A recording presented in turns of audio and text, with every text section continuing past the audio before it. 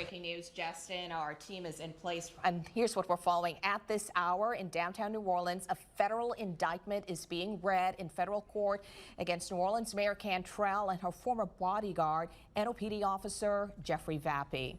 So we're working to get more details. Meg Gatto, John Snell, our legal analyst Joe Responti joining us. So what does this mean when you get an indictment? It basically means a grand jury has seen evidence presented by federal prosecutors, and based on what they saw, they believe a crime has been committed. And this is not the first time we've seen these two high-profile names, guys. And I think the interesting thing here is that it's mentioning, Joe Responti, both the mayor and Jeffrey Vappy, which I don't want to get ahead of what we know, but that raises the possibility of perhaps a superseding indictment since he had already been indicted. Right. If Jeffrey Vappy is getting new counts against him, it is most probably what's known as a superseding indictment, which will follow his original indictment to that section of court.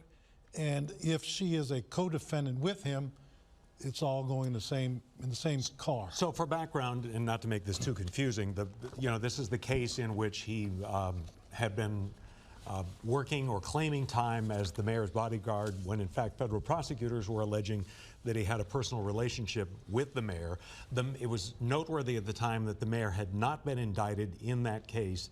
This could imply that now she has been added in somehow and into that alleged conspiracy.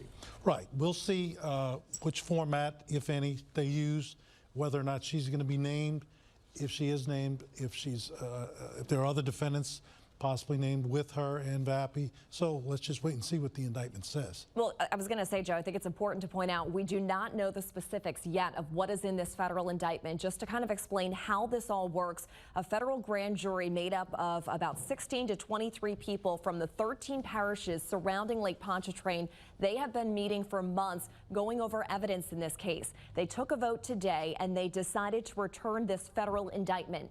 What happens then is the grand jurors, they actually leave the courtroom and the foreperson goes with federal prosecutors to the magistrate judge. That is what is happening right now as we speak, and we are learning that this indictment has been handed up. A little bit later is when we will get a copy of the indictment to find out what exactly is in there. What are the charges? It'll lay out some of the details of this case. What are some of the charges that the mayor and Vappy, who was already indicted in July of last year, but again named today in this indictment, what some of the charges are that they face. And in a case like this, you're probably wondering, well, what comes next? As Meg just laid out, it's called a bill of information, and that's what we're waiting to get all these details from to find out. No, not necessarily. A bill of information sometimes would imply in the federal system that there's a guilty plea. So this would just be a regular indictment. This is an indictment. So there's no indictment. Right. A grand jury generates an indictment. The U.S. attorney generates a bill of information.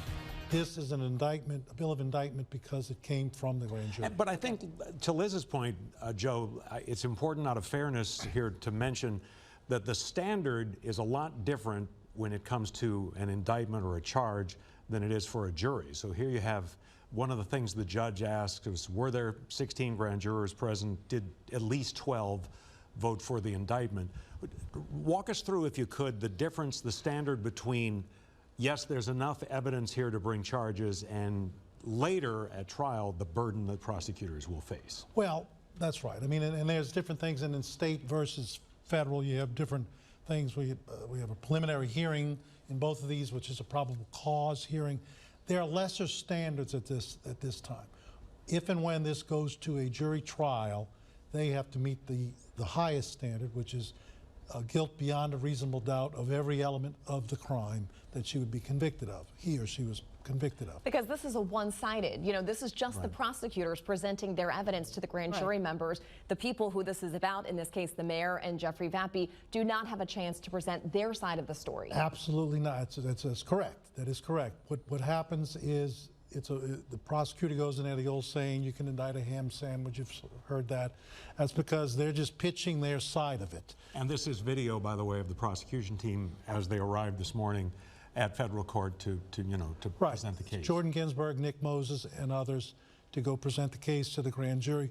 Now, understand, they have probably been presenting evidence and witnesses for some time to this grand jury, and today was the day.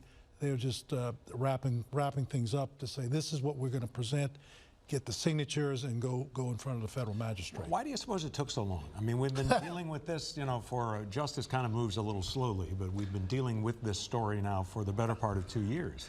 People have been asking me that question all the time, as if I know.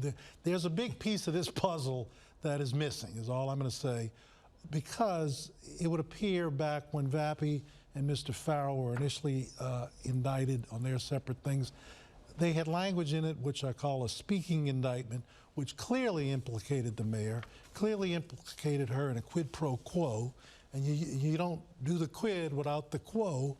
And so now we're finally getting the second shoe dropping. Why it took so long, I do not know. Well, there have certainly been a lot of allegations against the mayor in recent years. And again, to point out, we do not know the specifics of what is in this federal indictment at this